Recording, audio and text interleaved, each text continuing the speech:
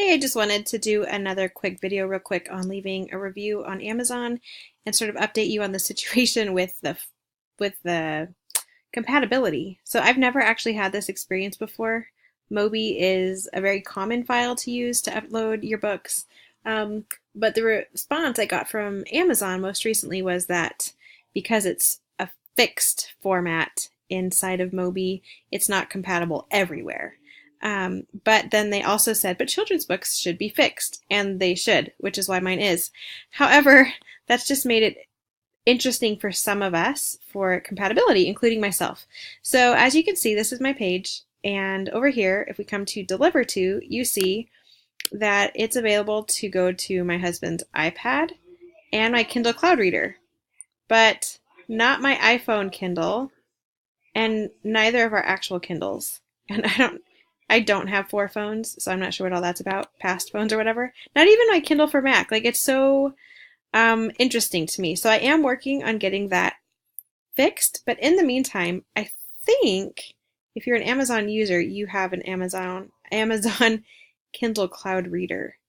If not, then I'm not sure. But that is a place where you can put it.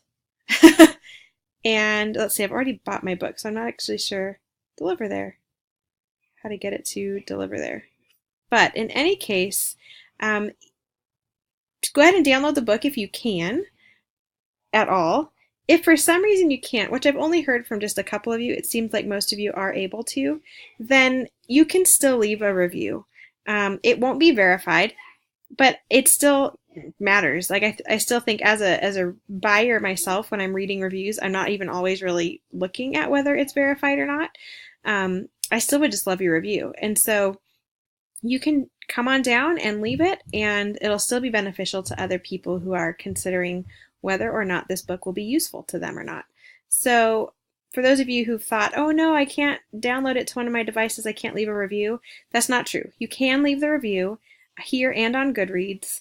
And if you have the Amazon Kindle Cloud Reader, that just opens up in a browser, and you can use it that way and read the book that way. Or if you can just download it and be verified, then that works. I know you've read it because I've given it all to you, so I'm not worried.